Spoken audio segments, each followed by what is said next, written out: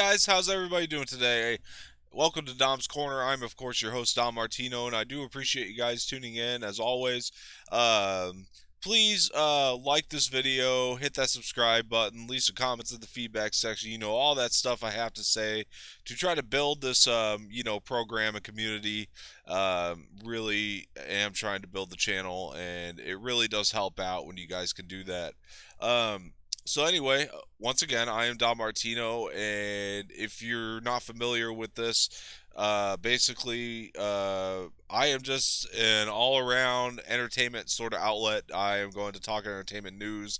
I do game streams here, and I really appreciate you guys tuning in today. So let's just jump right into all of this.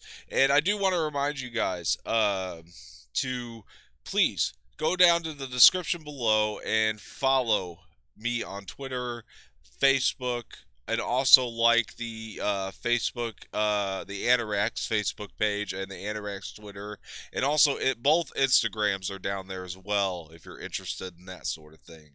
I don't post on Instagram a whole lot. I'm trying to get better about it, but just try to follow me on all the different social media outlets out there, and I do appreciate that very, very much. So with that said, let's jump into some things here. I do have a few things that I really want to discuss today, and I'm excited to discuss. So this should be a fun show. So first and foremost, one of the things that some people have been asking me is, what am I doing to celebrate May 4th? I'm sorry, obviously Star Wars fan. And I'm going to tell you what I'm going to be doing, at least for this channel, is what we're going to do is we are going to have a Star Wars Episode 7 The Force Awakens watch along / commentary, or what have you, whatever you want to call that. I don't have an exact time frame for that yet on May 4th, but it will be coming on May 4th, so don't you worry. And very excited to bring that to you guys. And if all goes well, we will be having a Battlefront 2 game stream. Very excited about that as well. I was going to bring a stream to you guys next week, and I want to apologize about that as well. I was going to do the next part of Battlefront 2, and what had happened was I had some technical difficulties with the program that I use in order to stream the game. Now, the nice thing is I think I have discovered a pretty good workaround for that, and I think the stream will be even better with this. So, fingers crossed that I can bring that to you guys, but I do believe that that will also be coming on Monday next week. Do not have a time frame, but if you're following all the social media platforms down below, you will be updated. So, be sure to do that. And thank you guys for tuning in again. I can't, thank you enough. I appreciate this more than anything, and man, I have a lot of fun doing this, so I'm excited to do more. First and foremost, one of the things that I wanted to talk about today, or the first big thing, speaking of May 4th, is the Disney Plus lineup that they got coming for May 4th. Now, I own The Rise of Skywalker, but a lot of people are having financial trouble right now, and I get that. It's a struggle. So maybe they didn't get a chance to go out and buy The Rise of Skywalker, but maybe you are also a Disney Plus member. So, one of the exciting things that Disney Plus is doing on May 4th is they are going to release The Rise of Skywalker on Disney Plus for people to watch. And I am so excited for you guys to be able to do that. To be able to sit down on May 4th as a Star Wars fan and just watch the entire Skywalker saga. A lot of people are still out of work, so they got the time to do that right now. And I get it, you're stuck at home, you want things to do. And I think that this is a great strategy by Disney. And man, it's just going to be so cool for Disney Plus to finally have every canon Star Wars film on their platform. What a great business decision, and I wanted to bring that up. And the other thing that looks really exciting, and if you guys haven't seen the trailer for this, check it out, is Disney Gallery The Mandalorian. That is going to be a lot of fun, I think. I love, and I think I mentioned this before, maybe not, but I love the behind the scenes featurettes or documentaries that they have on all the Blu-rays. Oh my gosh, they are so great. So to have something like that for Mandalorian that's also a series is going to be pretty cool. Um, Mandalorian was such a great show, and I think that to have a behind the scenes for that is going to be a lot of fun. I know I'll be tuning into that personally. What do you guys think of the documentary series? Leave some comments below. Once again, also, if you're following me on the social media platforms and you use the hashtag Dom's Corner, I will be going into that and I will be reading those comments out loud in the show. If you have a question and if you want to have a full on discussion through the show, go ahead and do that. You know, guys, I don't have a Streamlabs or Super Chat set up just yet, so this is how we're going to be doing it. It's completely free. Just hop onto the social media platforms and give your comment or question about anything and use that hashtag Dom's Corner, and I will be on there and I will read it out loud on the show for you guys. And I think I'm gonna also do something where I'm like gonna read some of the top comments on these YouTube videos, and I have been appreciating some of the positive feedback I've had as of late. And thank you guys very much for watching. Now that said, so again, Disney Plus is going to do that docu series, and yeah, I think it's going to be really, really cool. By the way, if you guys haven't seen that ILM video on YouTube, just type in ILM The Mandalorian. I think it should get you there. That is awesome because it shows the new technology ILM's using. I can't remember exactly what it's called, but it's basically they create an environment using. They create all the environments, I think, or majority of them using this video technology, and it's incredible because everything in the Mandalorian looks so real, and majority of the Mandalorian looks incredibly practical. So to see how they did that was very, very cool. I definitely recommend you check that out if you're a Star Wars fan or Mandalorian fan, or if you're just interested in how things get made. Check that out. It's fascinating to just about anybody, I would think. Anyway, and I'm excited for the docu series. The trailer for it looks great.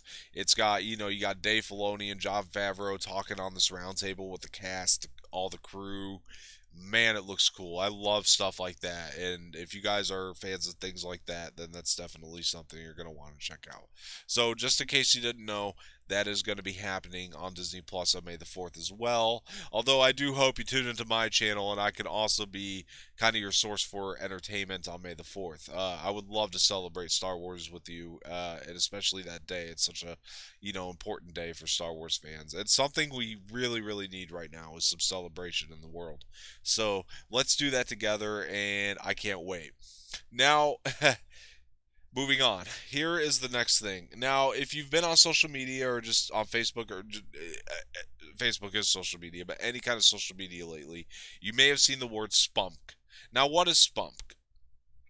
Now, for those of you guys who don't know, if you've been living under a rock or whatever, there's something called the Marvel Cinematic Universe, and the acronym for that is MCU. Now, what the MCU is basically the collection of Marvel films starting with Iron Man that led all the way into Avengers Endgame, and so on and so forth. They're continuing that, and that is that franchise. And then there's also something called the DCEU, which is DC's kind of cinematic universe. It stands for the DC Entertainment Universe, or yes, DCEU, yes, DC Entertainment Universe. Now, SPUMK is kind of one of the same. I think it's a ridiculous acronym, but maybe it works for some of you guys. I don't know. It stands for Sony Pictures Universe of Marvel characters. That's a lot to take in, so I get it, but I just feel like they could have come up with something better than SPUMK for the acronym. And Sony Pictures Universe of Marvel characters is basically that contains Spider-Man, Spider-Man Homecoming, which are also a part of the MCU. I know that gets confusing, but Sony owns the rights to Spider-Man characters, uh, so that's just kind of how that works. In case you didn't know, again, if you've been living under a rock, but that's just how that works with that. I think the entire universe is connected to the MCU. So, uh, if I just had some audio lag, I apologize in advance. I thought I heard I did. This is a new kind of mic setup here, so I'm working with stuff. Anyway, the SPUMK is connected to the MCU, and so I don't know. The maybe they could have done SMCU. I don't know if that sounds any better, but meaning the Sony MCU, because they all kind of take place in the same universe anyway. At least I'm assuming based on that Morbius trailer. Where we got to see Michael Keaton's Vulture, who was also a part of the MCU, but that's the SPMC. My mind's gonna explode. But anyway, the real reason I wanted to bring up Spunk, I can't say that without laughing right now, is mainly because it's Spider-Man characters that Sony really owns. They easily could have just had a Spider-Verse something something into uh into this acronym. They could have added that something about the Spider-Verse or Spider-Man, but they didn't. And I think this is really interesting because if you remember, Marvel and Sony, they had that big falling out over debates. We thought we weren't going to have Spider-Man in the MCU anymore, which would have been a huge bummer. And they worked out whatever they were going to do. But the fact that the word Marvel is in their acronym, and I understand they are Marvel characters, it's a whole confusing thing. But it makes me think that maybe the SPUMK and the MCU. How do you say Spunk without laughing, though? Come on. But the Spunk and the MCU are maybe going to be more connected than we thought in the first place. It's interesting. But let me know what you guys think of Spunk, and maybe it works for you. And do you think that these universes are going to be a lot more connected than we had thought in the first place? Let me know. All right, guys. So let's move on. And this is really the final thing I want to talk about, and it's a big one. The AMC and Universal Studios debacle. Now, I'm going to try to go through this quick because there's a lot of information that you need to know to put this into perspective. Now, one of the big misunderstandings due to the headlines is that AMC is just cutting off Universal Studios forever. They're not going to play Universal Studio movies in the theaters anymore. Oh no, because that includes the Fast and the Furious franchise and the Jurassic Park franchise, or Jurassic World or whatever it's evolved into. But oh no, it's a panic because people need to see these things in the theaters, and I do agree. But I don't want you guys to panic because it turns out AMC is going to play Universal Studios movies. It's just not going to be movies that they are also going to be putting on VOD. So let's kind of go back to the beginning of this so you guys can understand exactly what happened here.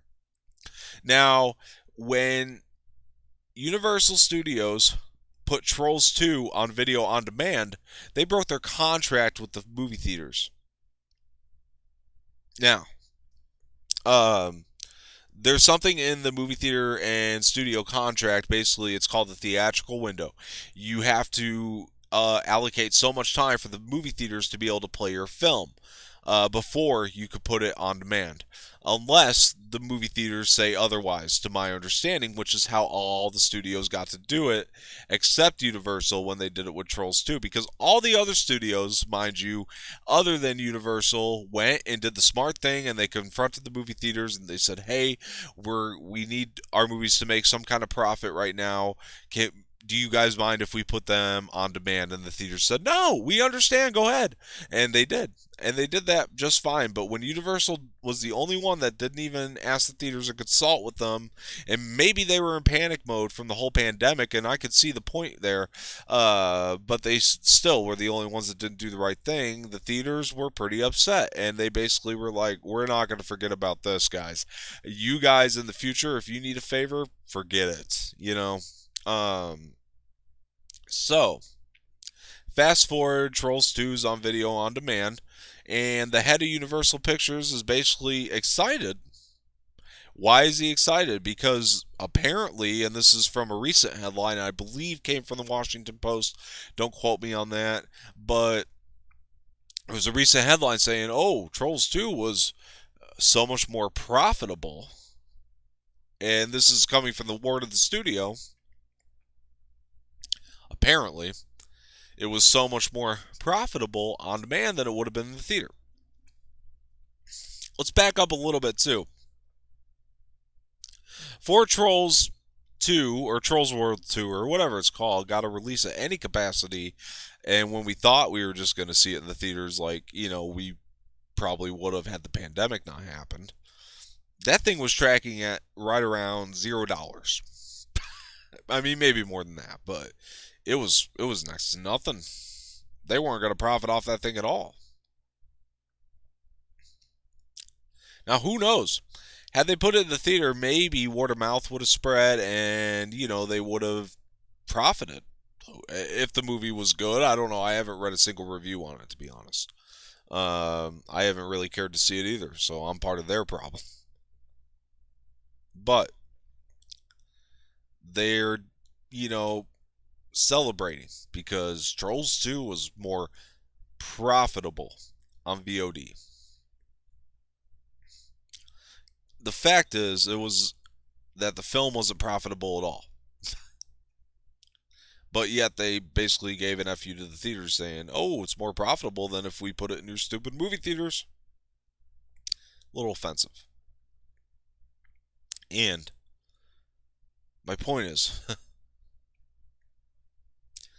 that this film, if you do the math on the numbers, was still a $53 million loss. Not good, guys. And not a reason to celebrate. You still lost $53 million on this, movie. Why is Universal so against the movie theaters is my question. Because movie theaters have been there for them. Don't get me wrong, I understand that it's fun to experiment with video on demand, and they might be getting a little carried away with it. And this is why. Because not a day after that whole headline came out about how Trolls was so much more profitable on demand than it would have been in the theaters, there was a new headline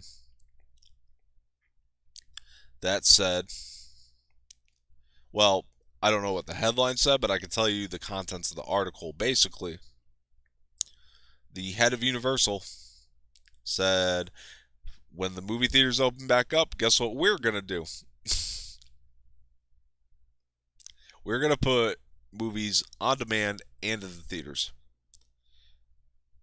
Now, did they consult with the theaters on this? No.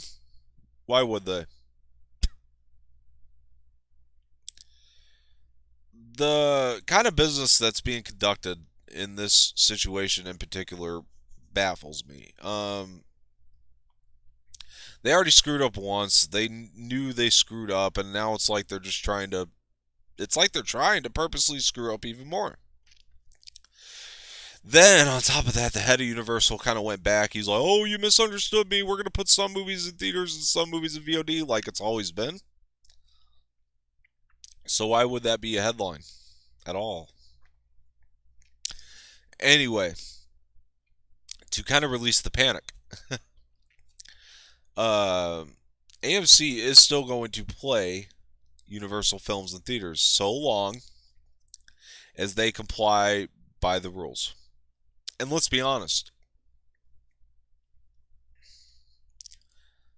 Fast and Furious 9 and, Jurassic World, I can't remember the name of it, the third one. It's not Armageddon, but it's something. Dominion. Jurassic World Dominion.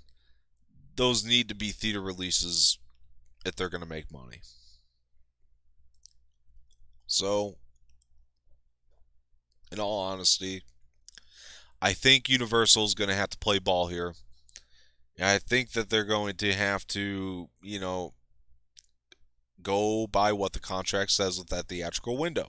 That said, earlier on, when the theater said, we will not forget this, I do think it's going to be more expensive for Universal to get their movies into AMC theaters than it would have been in the past, or had they just done the right thing.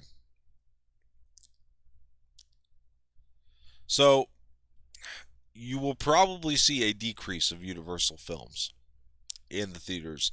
However, I do believe in my heart of hearts that the big franchise films we will see in the theaters, because I think Universal's going to have to play ball when it comes to those. So, I don't know. I could be wrong, but what do you guys think of the situation now that you know all the details? Please, or pardon me, please leave some comments in the feedback section below. Uh, I don't know what I'm saying. I've said that phrase so many times. I don't know if it's comments in the feedback section or feedback in the comment section. Whatever. Leave some feedback in the comments section. And I do want to get different perspectives on all this, guys. I love having discussions. That's why I want this community to be, is, having discussions and just being able to have healthy discussions about entertainment and the movies and TV shows we love and the games we love and even the music we love.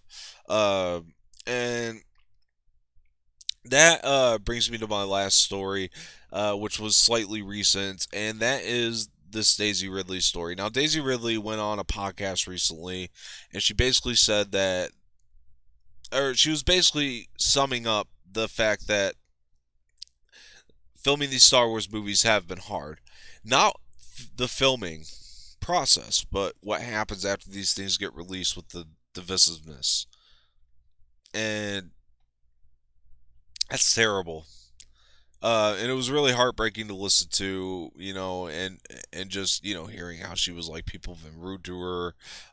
January was a tough month after Rise of Skywalker got released in December. And my point is, guys, is no matter how big or small it is, people hear what you say when you make comments. It will get back around to the person that you're commenting about, or the people who are involved in the projects that you're commenting about, if you're being that rude.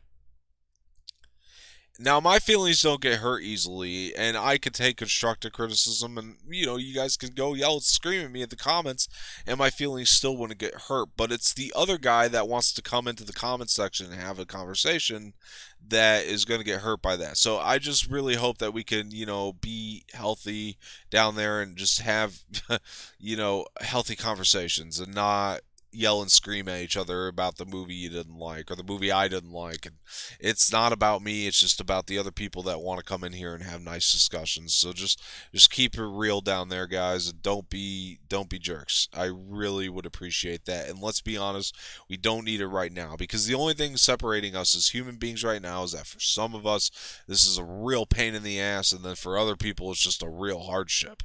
So I just wanted to throw that out there, and that, story reminded me of,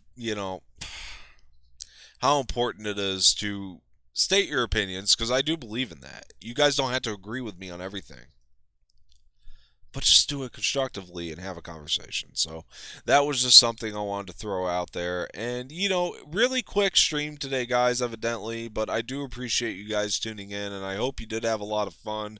And I've tried to keep these things a little bit shorter for now, but if we start to get the viewership up, we'll expand them. Obviously, the one on Monday is going to be a lot longer. It's going to be a Star Wars Episode 7, The Force Awakens watch along, so keep an eye out for that. If you follow the social medias below, then you will be updated on the time frame. I don't have one right now, but I will get that to you as early as possible on Monday, so you guys can enjoy that as early as possible. And then again, if all goes well, and I do think I found the workaround, we can stream the second chapter of Battlefront 2, and that would be a lot of fun as well. And I hope you guys are looking forward to that as much as I am. And please have a happy May 4th.